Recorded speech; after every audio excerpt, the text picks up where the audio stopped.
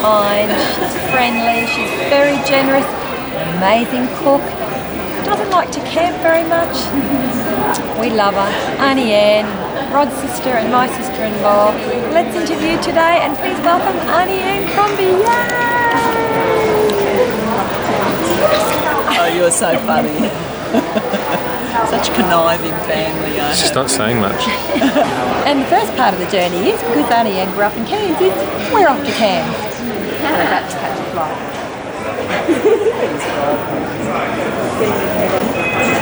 So here we are lined up, Lizzie and Rod and Anne. We're about to head to Cairns to learn all about Auntie Anne's childhood. You see it there? Cairns flight, the beginning of her life. She spent a lot of her childhood in Cairns.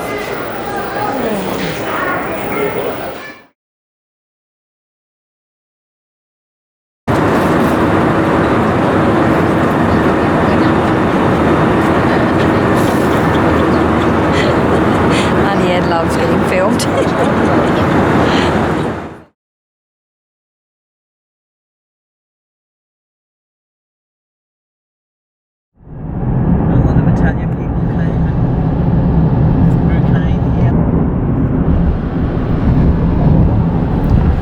What Mount Walsh, Auntie Anne, is it? Sorry? Walsh's Pyramid. Walsh's Pyramid. So we're heading out of Cairns. So that's the road to Yarrabah here. Yarrabah. So that's where Mitch works, down there, to Yarrabah, to the Indigenous community down there. And we're heading out on the road to Gordonvale to learn about the Meehan family history. And our road trip with Auntie Anne and Lizzie, yay! I was born in Brisbane. So Auntie Anne was born in Brisbane. What date, Auntie Anne? I was born Christmas Eve 1950. Don't put me in the picture. Look at the scenery. Bit of both, Auntie Anne. So Christmas Eve, which we all know, 1950. Oh, does that mean it's a significant year, everyone? 2020 this year. So the reason we were in Brisbane was Dad and Mum got married in 28th of December 1949. They got married in Bowen, and then they thought they would go, and they were very opportunistic. Both of them would take gambles and things, so they decided they'd go and move to Brisbane. And Dad would work down there for someone that he knew in the commercial line. So that was after they got married? After they got married. So, as you know, he studied teaching before, when he left school. He went and did, was a teacher's training course in Brisbane, which is very Elaine Searing. And then towards the end of his training... Elaine Searing's one of his good friends, isn't it? Actually, did they go out together for a bit, or...? They did. Yeah, they did during teacher's training time. Okay.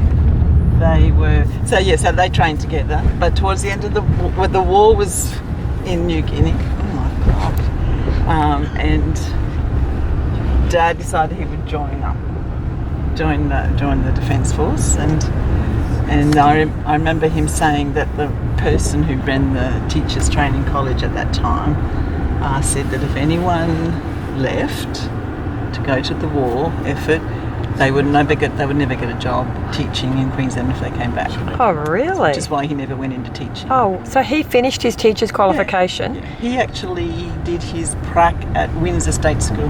Was that high school or primary? Yeah, primary. So Dad would have been an excellent teacher, I would have said. Yeah, I think so too. Yeah.